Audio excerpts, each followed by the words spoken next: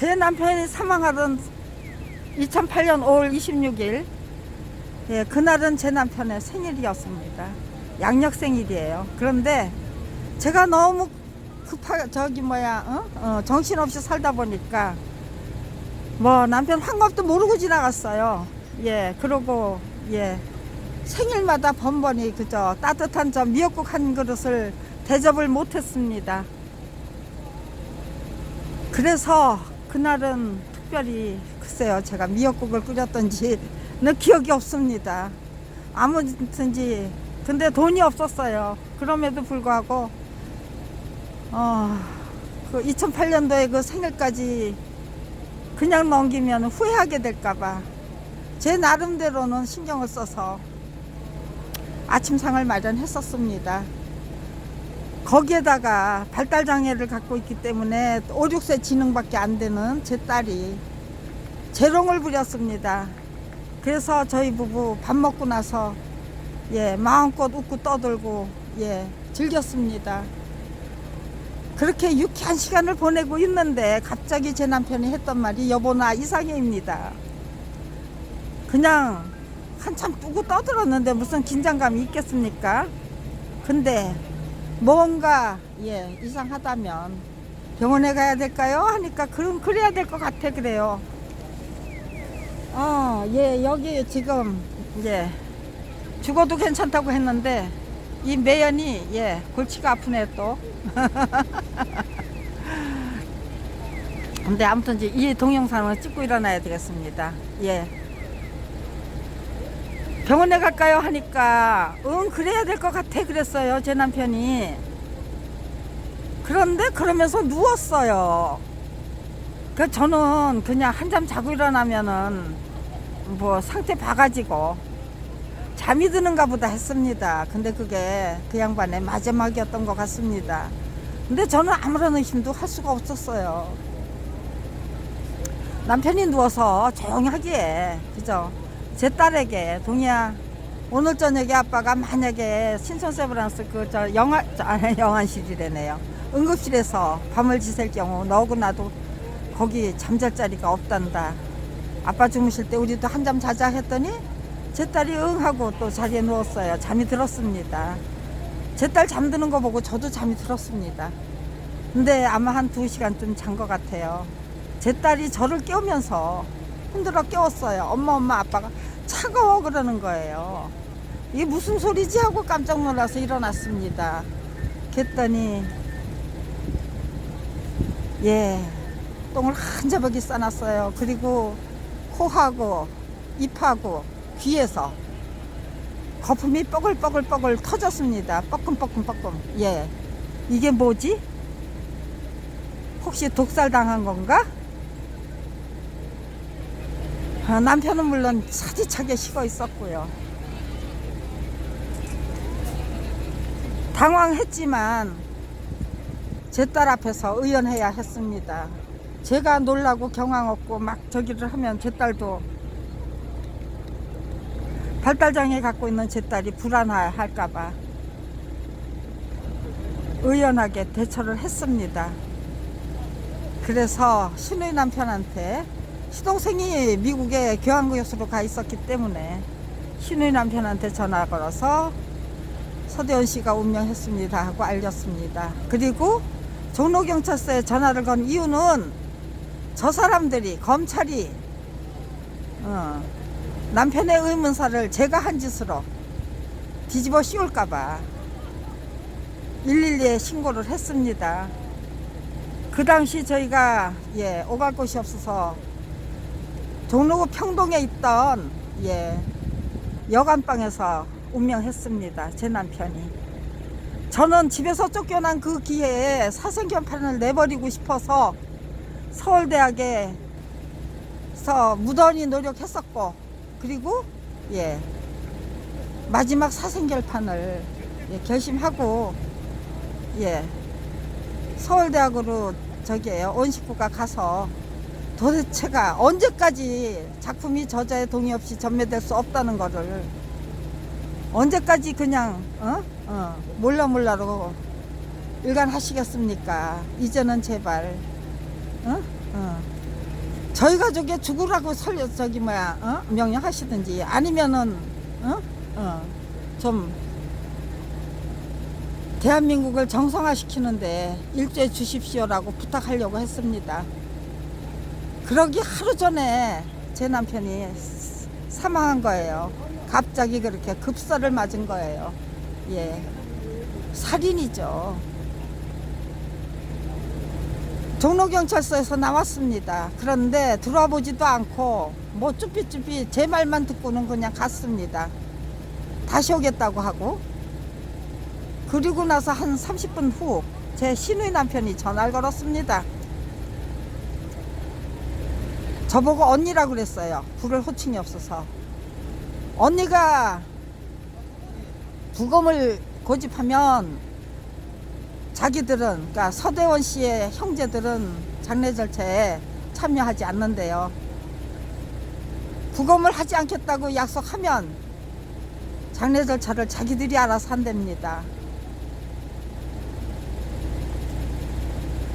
가족이 그렇게 나오는데 제가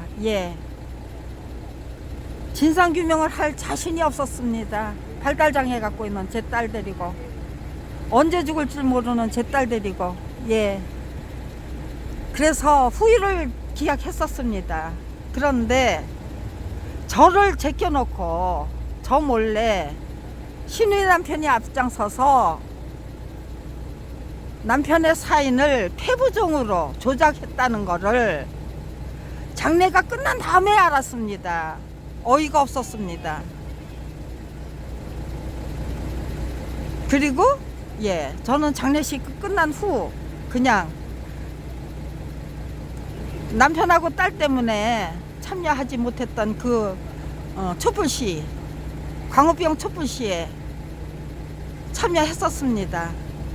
얼마 지나지 않아서 거기에 텐트를 칠 수 있는 사람들은 다 쳐달라고 그래서 그곳에서 2인용 텐트를 치고, 가장 작은 텐트죠.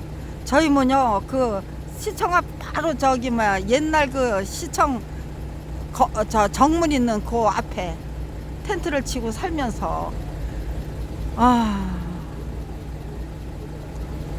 검찰의 정체성, 또 저희 부부에게 저희 가족에게 행했던 그 온갖 범죄 행각, 그리고 제 남편의 죽음에 대해서 알리고 싶었습니다. 그런데 경청해 주시는 분이 없었고 관심 가져 주시는 분도 없었습니다. 몰라 꺼져.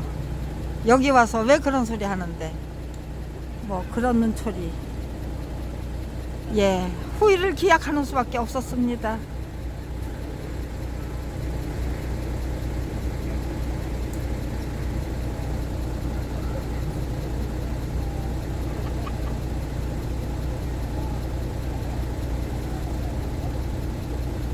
제 남편이 사망한 후 저희 모녀에게는 뭐 별다른 위협은 없었습니다. 그러나 저희 모녀가 외출했다가 돌아오면 반드시 우리가 왔다 간다는 표시가 남겨져 있었습니다.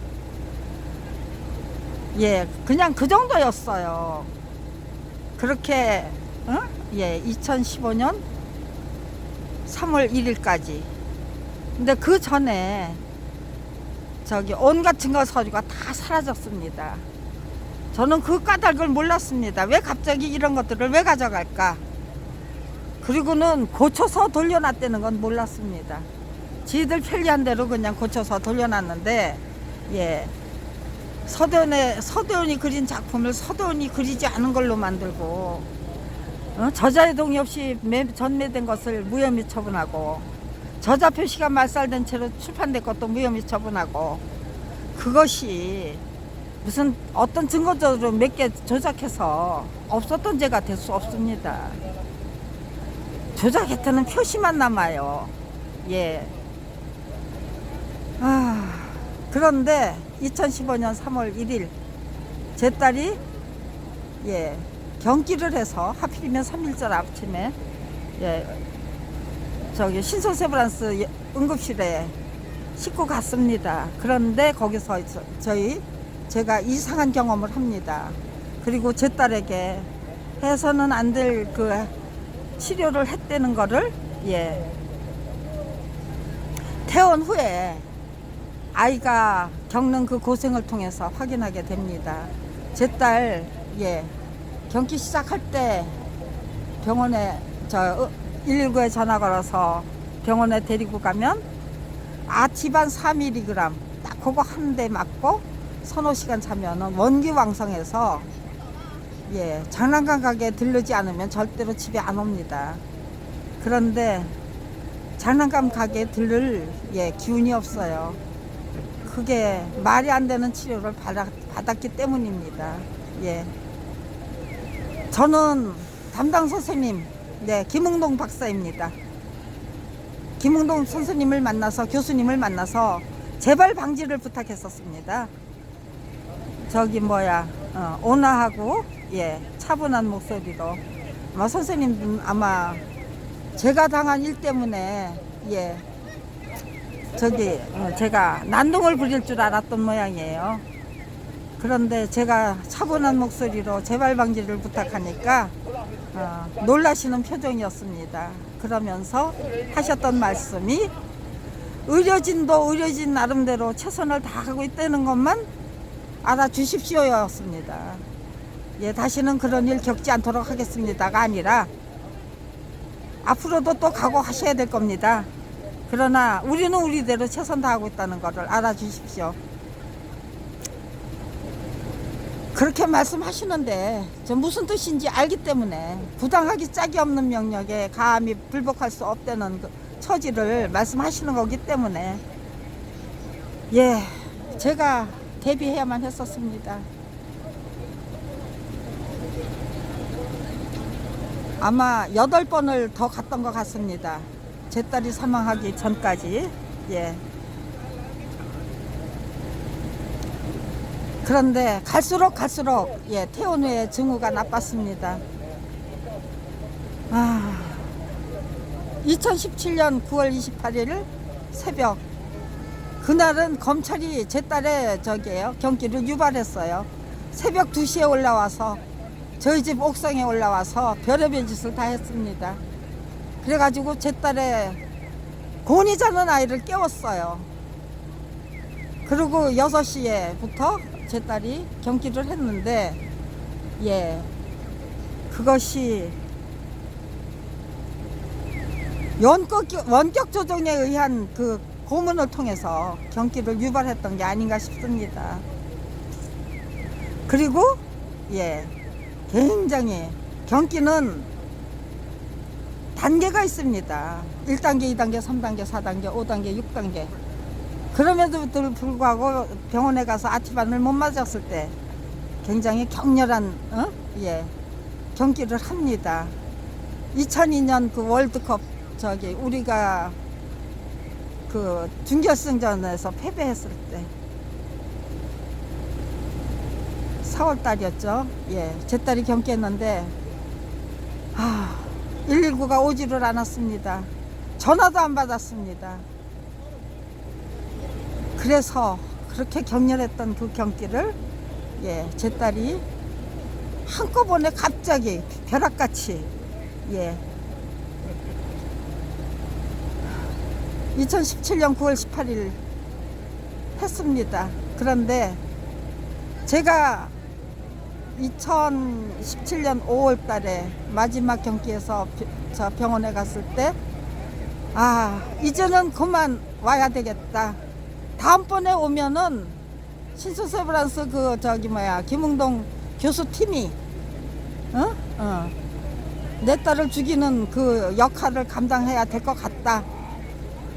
저 사람들 살인자 만들지 말고 죽던 살던 하늘의 섭리에 맡기자. 제가 그렇게 작정했었습니다. 그럼에도 불구하고 제 딸이 경기를 하니까 병원에 가고 싶어서 정말 안달을 했습니다. 갈까, 데리고 갈까, 지금이라도. 아니지, 그렇게 되면은 시신은 병원 측에서 그냥 처리할 거고, 이거는 꼼짝없이 그냥 신촌세브란스 의료진들이 뒤집어 써야 되겠지. 내 딸을 죽인 죄는. 그러고 참았습니다. 참 어려웠습니다. 그런데 그 당시에는 제가 검찰이 내 딸 죽였다고 생각 못했습니다. 단지 내가 병원에 데리고 가지 않았기 때문에 내 딸이 죽었던 거라고만 생각했습니다. 그러나 그 후에 저에게 그 원격 조종을 통해서 고문을 시작했습니다. 저에게도. 제가 남편과 딸의 그 죽음에 대해서 거론하기 시작하자. 그때서야 제가 알았습니다. 아, 이거는 니놈들이 그렇게 한꺼번에 1단계 2단계 거치지 않고 한꺼번에 6단계까지 올라갔던 그 이유를 니놈들이 3시간 동안 고문을 했던 거구나. 원격 조종에 의한 고문. 혹시라도 죽지 않고 살아날까봐. 예, 그런 또 경험이 있습니다. 죽지 않고 살아났던 경험이. 예, 죽지 않고 살아날까봐 아주 그냥 완벽하게 죽이기 위해서 3시간 동안 아주 잔인하게 고문했던 거구나 하는 거를 느꼈습니다. 저 남편의 죽음은 터무니없는 그 시체 검안서, 제 신혼의 남편이 앞장서서 조작했던 그 시체 검안서를 통해서 그거 제출하고 남편의 장례 치러는 그 멍청한 짓을 했습니다. 두 번 다시 똑같은 멍청한 짓을 할 수가 없어서 저 지금까지 올바른 사망 원인, 올바른 부검 결과 알려달라. 그 전에 나는 장례 안 치르겠다 해서 제 딸의 시신, 예, 모르겠습니다. 제 의사 무시하고 제 딸의 시신 없애버렸는지 아니면 아직 영안실에서 보존하고 있는지 저 모릅니다. 확인 안 했습니다. 뭐 어떻게 됐던 나중에 확인할 기회가 있으니까요. 미리 앞질러서 나가고 싶지 않았습니다. 그냥 되는 대로 순리대로 저 사람들 그 보조에 맞춰서 대한민국의 그 수준에 맞춰서 한 발짝 한 발짝 전진해 보자. 그러다가 내가 죽으면 그걸로 저는 최선을 다해서 죽었다는 거, 최선을 다하다 죽었다는, 죽었다고 저 하늘에 올라가서, 예, 하나님께 그리고 제 딸에게 저는 최선을 다하다가 왔습니다라고 당당하게 말씀드리고 싶습니다. 그래서 저 정말 최선을 다하고 있습니다. 아무튼지 간에, 예, 검찰이 손을 대지 않았다면, 불법적으로 처치하지 않았다면, 예, 아마 동심병원에서 자기들 마음대로 제 딸의 시신을 소각해서 없애는 그따위 짓은 못했을 겁니다. 예, 제 딸의 시신은 아직 동심병원 영안실에 있어야만 합니다.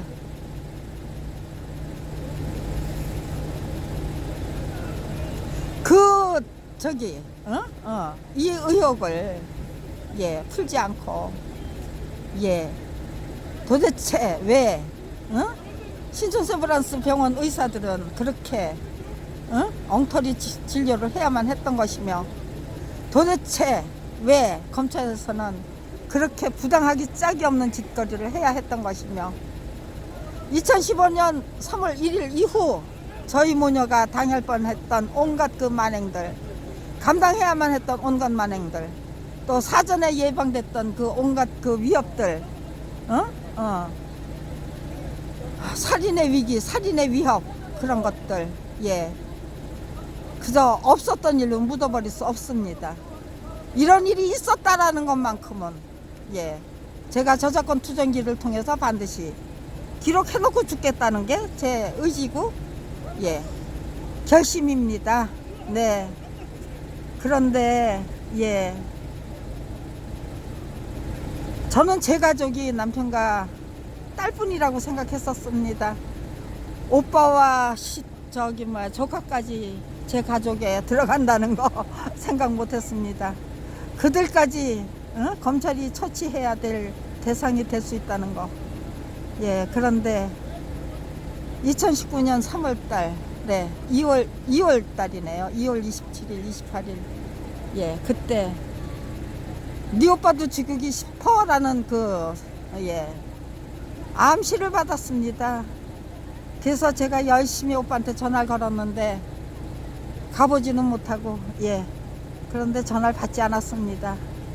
그리고 3월 13일 날, 예, 의문사를 당한 시체로, 예, 발견됐습니다. 그리고 나서 한 달도 안 돼서 제 조카까지 저희 집에 저기 지아빠 저기 그 휴대폰을 가지고 저희 집에 찾아오기로 약속했던 조카가 찾아오지 않고, 예, 전화도 안 받고, 예, 실종된 상태입니다. 아, 예. 한 가족을 못살하고 한 가족의 행복 단란을 철저히 유린하고, 예, 짓밟고, 예, 그 죄악상 없었던 게 될 수 없습니다. 자기들이 그런 일을 한 일이 없다면 저를 무고와 명예훼손으로 수사해서 기소해야 합니다. 그런데 고소인 진술조서, 진정인 진술조서조차 꾸미지 않고 진정내사 공람 종결 처분, 예, 예, 28년, 예, 1992년 이후 또 저의 무고죄를 조작해서 저를 갖다가 구속 기소했던 검찰이, 예, 제가 고소장을 1000통이 넘는 고소장을 제출했건만 고소 각하 처분으로 고소인 진술조서조차 꾸미지 않고, 그게 합법적인 처리 결과입니까? 처리 방법입니까? 법에 정해진 대로 법과 원리 원칙대로 예, 처리하는 방법입니까? 고소사건은 그렇게 처리해야 되는 겁니까? 예, 살인마에 불과한 검찰이 되기 위해서 용트림을 했던 겁니다. 28년이나 서대원 사건을 통해, 예, 권위주의 정권이라고요. 네, 권위주의 정권, 예, 검찰 왕국, 예, 또 군사 독재 시절 얼마나 많은 사람들을 그렇게 죽였으며 살해했으며 사법살인, 예, 그리고 또 얼마나 많은 사람들의 인권과 재산권과 자유를 짓밟았고 유린했습니까? 예, 그런 그 죄를 하나도 뉘우치지도 않고 반성하지도 않고 검찰이 검찰다운 검찰로 똑바로 설 수 있습니까? 저는 서대원 사건을 통해 검찰이 검찰다운 검찰로 똑바로 서기를 바랄 뿐입니다. 그러기 위해 살인마에 불과한 검찰이라는 그 자신들의 정체성부터 솔직히 인정하고 반성하기를 바랍니다. 네, 원수를 갖기 위한 게 아닙니다.